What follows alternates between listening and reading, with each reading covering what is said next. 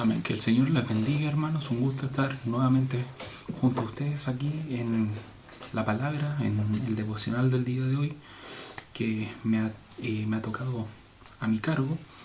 Y lo invito a abrir la Biblia en el libro de Malaquías, profeta Malaquías, el último libro del Antiguo Testamento, antes de Mateo, y en su capítulo primero, sus versículos del 6 al 14. Si no tiene su Biblia, hermano, en sus manos, vaya a buscarla, póngale pausa al video y acompáñame a leer la palabra del Señor. Malaquías capítulo 1, después de Zacarías y antes de Mateo, versículos del 6 al 14. Y dice así la palabra del Señor, la leemos en el nombre de nuestro Señor Jesucristo. El Hijo honra al Padre y el siervo a su Señor. Si pues yo soy Padre, ¿dónde está mi honra? Y si soy Señor, ¿dónde está mi temor? Dice Jehová de los ejércitos a vosotros, oh sacerdotes que menospreciáis mi nombre. Y decís, ¿en qué hemos menospreciado tu nombre? En que ofrecéis sobre mi altar pan inmundo. Y dijisteis, ¿en qué te hemos deshonrado? En que pensáis que la mesa de Jehová es despreciable. Y cuando ofrecéis el animal ciego para el sacrificio, ¿no es malo? Asimismo, cuando ofrecéis el cojo o el enfermo, ¿no es malo? Preséntalo pues a tu príncipe. ¿Acaso se agradará de ti o lo serás acepto? Dice Jehová de los ejércitos. Ahora pues orad por el favor de Dios para que tenga piedad de nosotros. Pero, ¿cómo podéis agradarle si hacéis estas cosas? Dice Jehová de los ejércitos. ¿Quién también hay de vosotros que cierre las puertas o alumbre mi altar de balde? Yo no tengo complacencia en vosotros, dice Jehová de los ejércitos, ni de vuestras manos aceptaré ofrenda. Porque desde donde nace el sol hasta donde se pone, grande es mi nombre entre las naciones, y en todo lugar se ofrece a mi nombre incienso y ofrenda limpia, porque grande es mi nombre entre las naciones, dice Jehová de los ejércitos. Y vosotros lo habéis profanado cuando decís, inmunda es la mesa de Jehová, y cuando decís que su alimento es despreciable. Habéis además dicho, oh, qué fastidio es esto. Y me despreciáis, dice Jehová de los ejércitos, y trajisteis lo hurtado, o cojo o enfermo, y presentáis ofrenda. ¿Aceptaré yo eso de vuestra mano? Dice Jehová. Maldito el que engaña, el que teniendo machos en sus rebaños promete y sacrifica a Jehová lo dañado.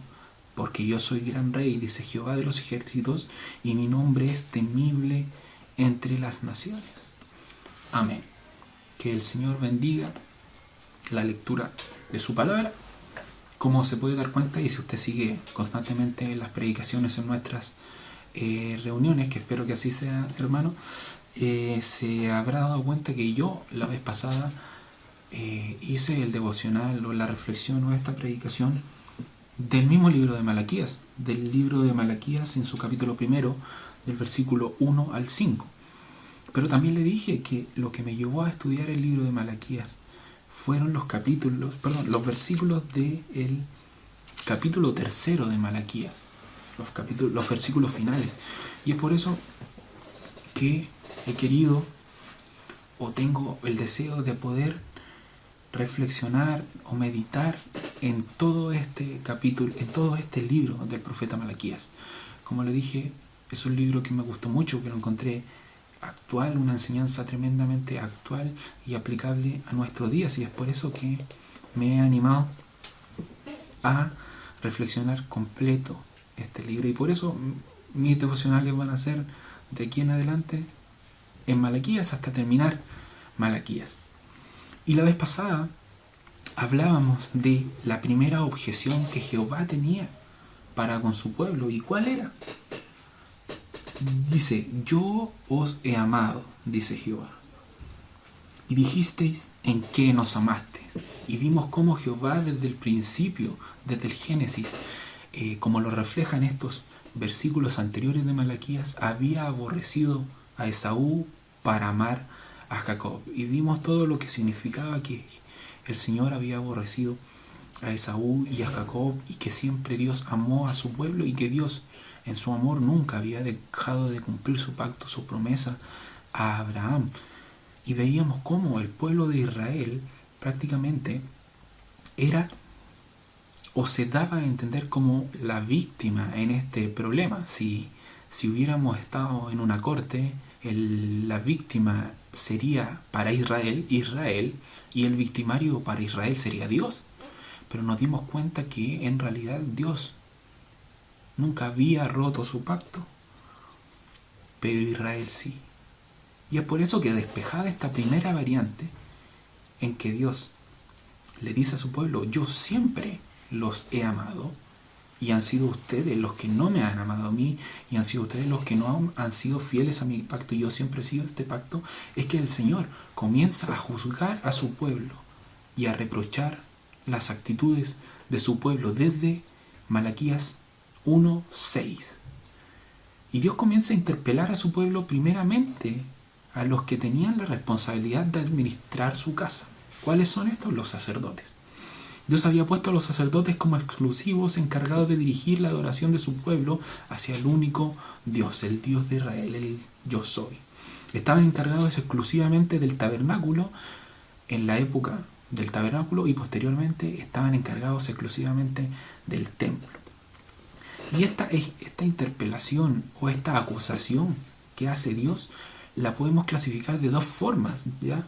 O podemos ver dos tipos de interpelación, las cuales son las dos formas de Dios de relacionarse con su pueblo, y en definitiva son las dos formas en que Dios se relaciona con la humanidad, como Padre y como Señor. Son dos aristas de la relación de Dios con la humanidad.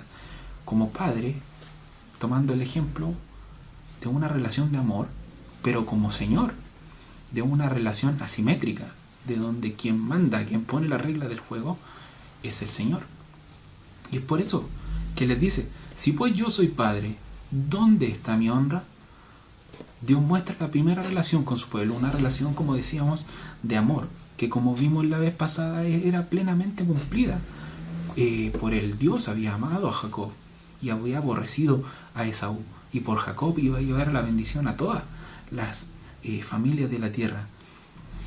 Pero como es una relación, no consiste solamente en una individualidad, ¿no es cierto?, sino que requiere de una reciprocidad de todos los intervinientes en la relación.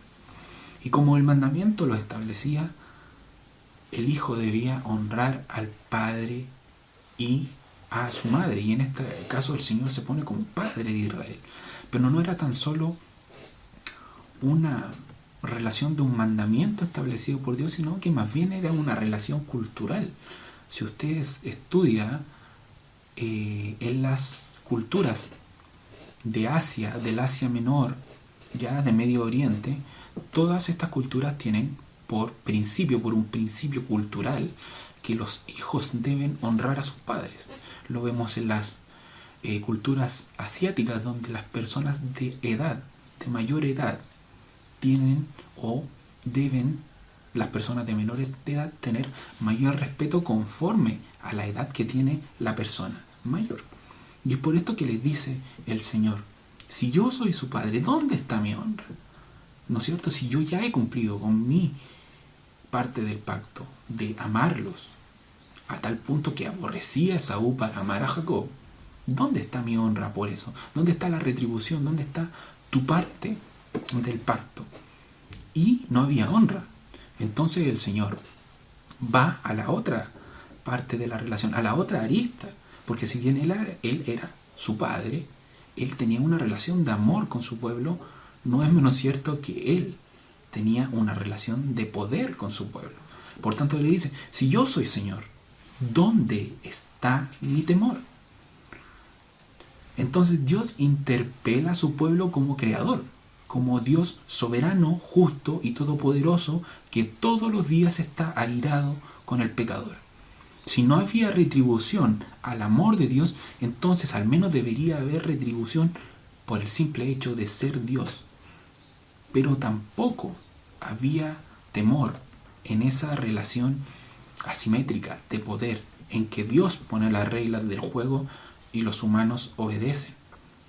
Estas eran las palabras de Dios para sus sacerdotes, pero podríamos traerlas al presente. ¿Cuántas veces los hijos deshonran a su padre estando en la misma relación de Dios, el Padre, y nosotros, sus hijos. ¿Ya? No retribuyen el gran amor de Dios que ha dado a su pueblo gratuitamente. No hay amor, no hay alabanza, no hay adoración por ser nuestro Padre. Y menos hay conciencia de quién es Dios, el Señor de este mundo. Si bien la Biblia nos dice que podemos entrar ahora, la iglesia, confiadamente ante el trono de la gracia, donde está Dios, y que el Espíritu clama Abba Padre, que era una expresión cariñosa que los hijos pequeños utilizaban para llamar a sus padres, no es menos cierto que estamos ante nuestro Dios, ante el Señor soberano, creador del cielo y de la tierra, que es quien va a juzgar a todos los pueblos con un juicio justo, y que de no intervenir la gracia de Dios, todos nosotros iríamos a la condenación eterna. Amén. No hay, ni antes ni hoy, un temor hacia Dios por ser el Señor. Y no hablamos de un temor, hermano, intimidante, como aquel que podríamos tener contra una persona que puede hacernos un mal, o que tiene el poder de hacernos un mal. ¿Por qué? Porque eso es para los impíos, para los pecadores, para aquellos que están en esta época sin Cristo. Ese temor que el Señor les decía no era un temor intimidante. Ese temor intimidante tenían que tenerlo las naciones paganas, no Israel. ¿Por qué? Porque Juan nos dice que en el perfecto amor no hay temor, o que en el amor no hay temor, sino que el temor al que se refiere Dios, tanto en el Antiguo Testamento como en el Nuevo Testamento, es un temor que grafica de alguna forma un reconocimiento hacia Dios por el solo hecho de ser Dios. Es el temor de un siervo hacia su Señor, el temor de quien está condenado a muerte y que fue absuelto por quien tenía el derecho de ejercer la sentencia en contra de él. No es un temor intimidante, hermano, de que Dios tenga el poder para hacernos mal, para destruirnos, que si bien es cierto, lo tiene. Y ese temor es el que deberían tener la gente que no tiene a Cristo. Pero el temor que nosotros debemos tener es un temor reverencial, un temor de gratitud, un temor de alabanza, de alegría, porque Dios, en su infinito amor, en su infinita misericordia y a través de su gracia y del sacrificio de su Hijo Jesucristo, literalmente nos ha perdonado la vida. Y sigue el Señor juzgando a su pueblo en los siguientes versículos. Sigue juzgando primeramente, como le dije, a los sacerdotes que tenían la responsabilidad de llevar al pueblo a la adoración y que tenían el monopolio de Dios. Eran ellos los que hacían los sacrificios, eran ellos los que elevaban las alabanzas, eran ellos los intermediarios entre Dios y los hombres. Y el Señor sigue juzgando a su pueblo, porque los sacerdotes habían menospreciado, dice el profeta Malaquías, el nombre del Señor. ¿Y cómo? Primero, ofrecían pan inmundo a la mesa de Jehová. Segundo, ofrecían animales ciegos, cojos y enfermos como sacrificio al Señor. E incluso más adelante Malaquías dicen que le ofrecen incluso las cosas hurtadas. Incluso robaban para sacrificarle al Señor y cumplir con los sacrificios del templo. Primero, ofrecían pan inmundo a la mesa de Jehová. Pensaban que la mesa de Jehová era despreciable. ¿Por qué? Porque Dios veía que ellos ofrecían pan inmundo. Si ellos no hubieran creído que la mesa de Jehová era despreciable, sino que era el lugar santo, el lugar en que Dios descendía para estar con su pueblo, el pueblo se hubiera ocupado de ofrecer el mejor pan. Y no estamos hablando literalmente de pan, sino que de sacrificio.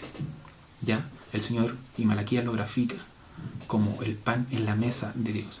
El altar era un lugar reservado para la presencia de Dios y solamente el sumo sacerdote podía ingresar una vez al año.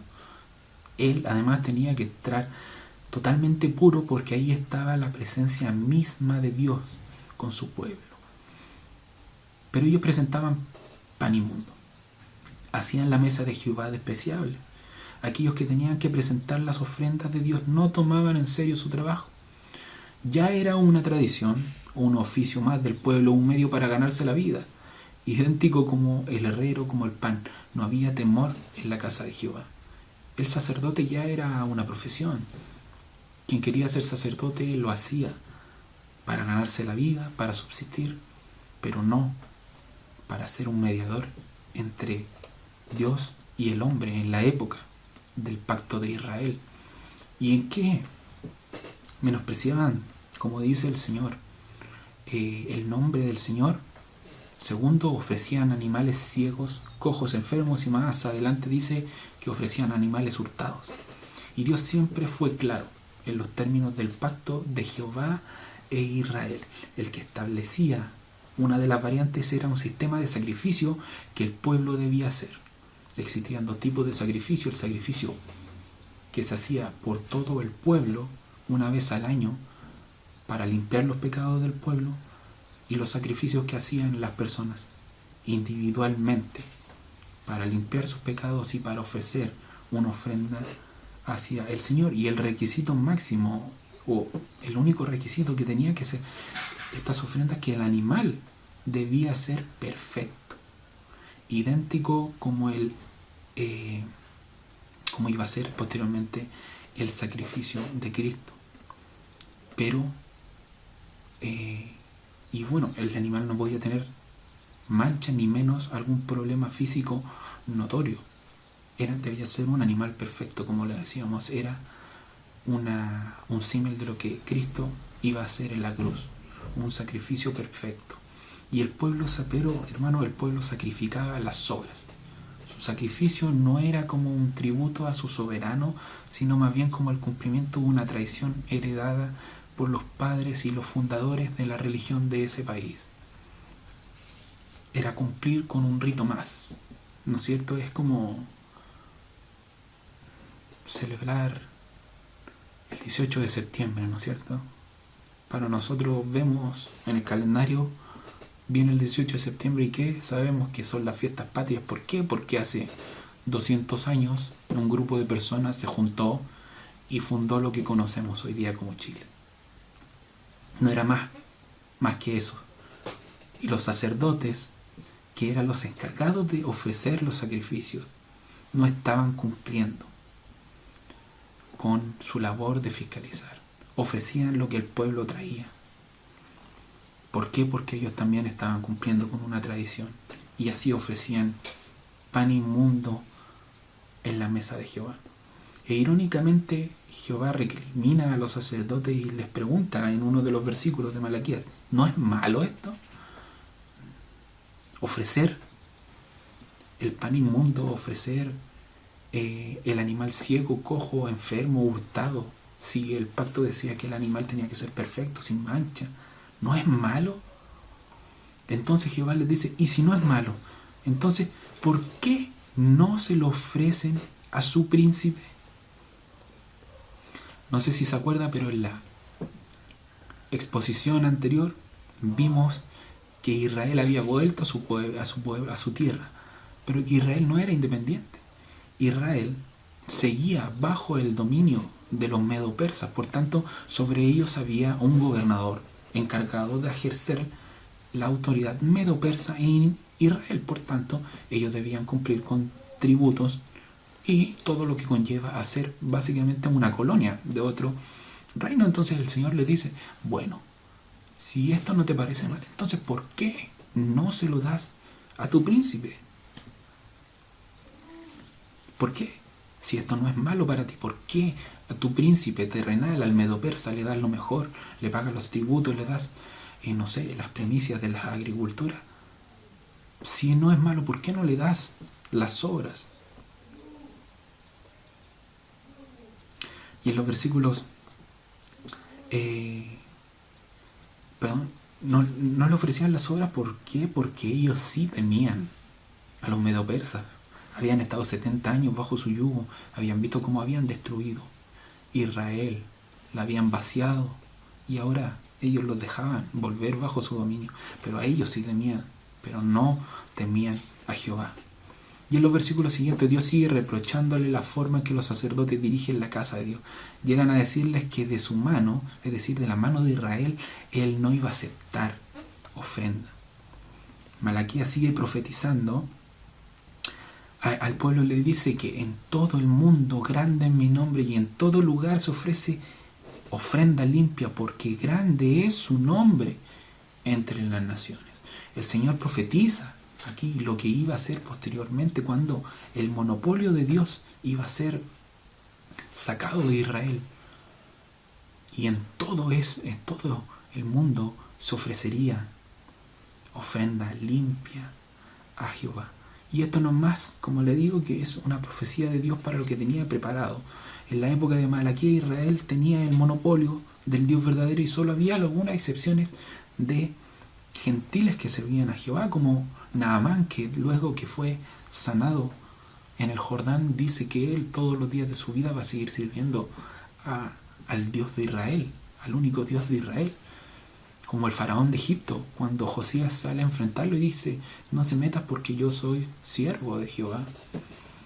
O en el Nuevo Testamento, cuando Felipe se encuentra al etíope, él también era un siervo de Jehová, pero eran excepciones. El monopolio de Dios, como lo decía, Dios había amado a Jacob. El monopolio de Dios estaba en Israel, pero Dios los iba a despojar de ese privilegio. Porque lo que Dios quería hacer y lo que le había prometido a Abraham era bendecir a todas las familias de la tierra por medio de Israel.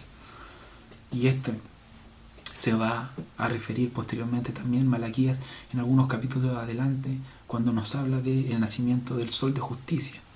¿Ya? El plan de Jehová era que su nombre fuera engrandecido, que su nombre fuera alabado en todas las naciones, por todas las familias de la tierra.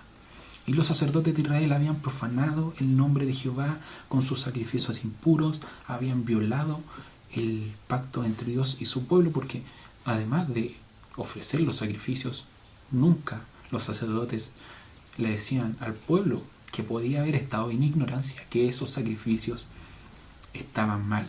Y Dios sigue desnudando a su pueblo y les muestra que para ellos adorar a Dios era un fastidio y no un privilegio, como decíamos. Ellos tenían el privilegio de que Dios los había elegido como pueblo, y como en todos estos versos hemos visto, ellos llevaban las obras al altar de Dios y no lo que Él merecía por ser Dios, ya sea por ser honrado como Padre o por ser temido como Señor.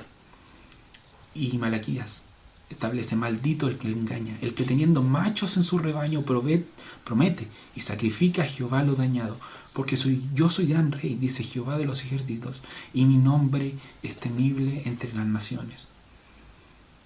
El estado en que Israel otorgaba los sacrificios no era porque no tenía cómo sacrificar lo que Jehová pedía, porque Dios había sido fiel, como lo vemos en los versículos anteriores. Pero Dios ya no iba a aceptar más que Israel le tratara de engañar, le diera las obras y no lo que merecía. ¿Por qué? Porque Él era gran rey, dice Jehová de los ejércitos, y mi nombre es temible entre todas las naciones.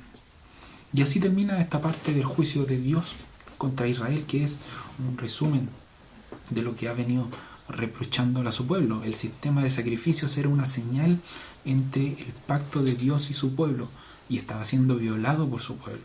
El pueblo no traía lo pactado, es decir, lo mejor que tuvieran.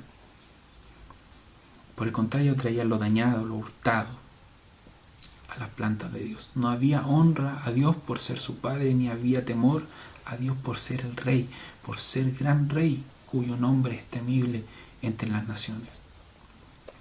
Y quizá, hermano, usted puede pensar en lo básico que Dios le pedía a Israel: lealtad, observar la ley, retribución en el cumplimiento de los mandamientos, en el cumplimiento de los sacrificios, digno de un rey tan grande y temido. Y quizá nosotros podemos juzgar a Israel y decirles cómo, viendo lo que ellos vieron, los milagros que Dios había hecho dentro de su pueblo durante todos estos años, cómo no van a cumplir con lo poco que el Señor les pedía.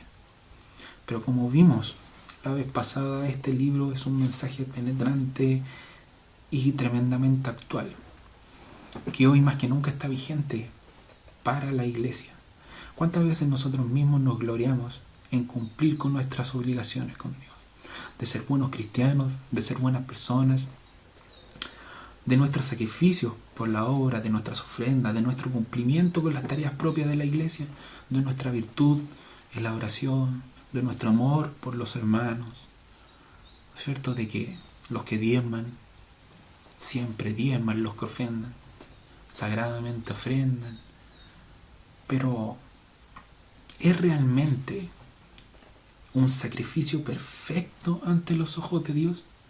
¿Estarás o estaremos haciendo bien o realmente estamos ofreciendo un sacrificio inmundo ante la mesa de Jehová? ¿Estamos ofreciendo tal vez las sobras de nuestro sacrificio o simplemente no estamos ofreciendo nada a Dios? Y claro, la palabra de Dios nos dice que ya no quiere este tipo de sacrificio. El Señor se hartó de que era tan poco lo que el Señor les pedía como sacrificar un animal perfecto, que se hartó, porque el hombre ni siquiera podía cumplir con eso, ni siquiera tenía el amor a su Padre para cumplir con eso, ni el temor a su Señor, y tuvo que enviar a su Hijo a morir en la cruz como un perfecto sacrificio, puro, sin mancha, y que pudo satisfacer las exigencias de Dios, y que hoy nosotros podemos disfrutar por gracia de sus beneficios. ¿Cuál? La reconciliación de Dios con los hombres. Dios le decía a su pueblo por medio de Oseas, de harto de los sacrificios inmundos, dice, porque misericordia quiero y no sacrificio. Conocimiento de Dios más que holocausto. El Señor se hartó de los sacrificios inmundos del hombre, de que ni siquiera el hombre cumplía con lo mínimo. Y hoy nuestros sacrificios son por medio de su gracia, y ya no son una obligación, sino que son un privilegio de elevar sacrificios a Dios directamente y sin más intermediario humano, como era en Israel, a través del sumo sacerdote, ya no más, sino que por medio de su Hijo Jesucristo, el cual hace perfecto todo sacrificio. Pero Pablo nos dice en la epístola a los Romanos, así que hermanos, os ruego por la misericordia de Dios que presentéis vuestros cuerpos en sacrificio vivo, santo, agradable a Dios, que es vuestro culto racional. Este capítulo es para reflexionar qué estamos haciendo en nuestro trato con Dios. ¿Ya? Nos estamos ofreciendo como un sacrificio vivo ante Dios, que es el único, hermano, sacrificio que Dios acepta hoy.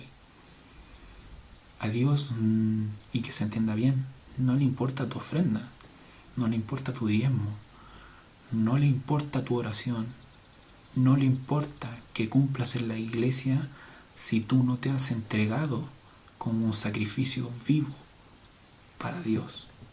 No le importan tus animales, no le importa tu buena actitud, no le importa tu amor a los hermanos si es que tú no te has entregado, hermano, como un sacrificio vivo para Dios. Dios hoy pide, hermano, tu ser completo, como dice en Romanos Pablo, como un sacrificio vivo. Dios pide tu vida y pide tu ser entero consagrado a Él a través de su Hijo. Dios ya no pide sacrificio humano, te pide a ti, y esperemos que estemos dispuestos, hermanos, a entregarnos como un sacrificio vivo, hermano, que es lo único que Dios pide. Quizás para terminar este mensaje me gustaría terminar con unas palabras de David al rey de del rey David a Arauna creo que dice en 2 de Samuel 24, cuando le querían regalar unas cosas para sacrificar al Señor, pero él dice, no, sino por el precio te lo compraré, porque no ofreceré a Jehová mi Dios holocausto que no me cueste nada. Entonces David compró la era y los bueyes por 50 siclos de plata. Debemos, hermano, elevar un sacrificio a Dios que nos cueste. Y el único sacrificio, hermano, es nuestra vida. Que el Señor bendiga su palabra. Espero que sea de bendición, que usted pueda entender la palabra, que usted pueda meditar, seguir meditando en Malaquías, seguir estudiando Malaquías, que será de gran bendición para nosotros. Lo invito a orar. Padre bendito, Dios del cielo, gracias por la vida, gracias por la salud, gracias por poder estar, Señor, ante mis hermanos, compartiendo la palabra del Señor, compartiendo el mensaje tuyo, Señor. Y te pido, Señor, que este mensaje, Señor, haga vida en mis hermanos, que este mensaje, Señor, sea entendido por mis hermanos y sea aplicado por mis hermanos. Que tu Espíritu Santo, Señor, hable a través de mi boca y a través de la boca de mis hermanos, y que nos enseñe a cómo entregarnos como un sacrificio vivo, Señor, hacia ti, a través de tu Hijo amado. Gracias, Padre, por tu palabra, te la doy en el nombre de nuestro Señor Jesucristo. Amén. Que el Señor les bendiga, hermanos, y nos estaremos encontrando en otra ocasión. Lo dejo con una alabanza.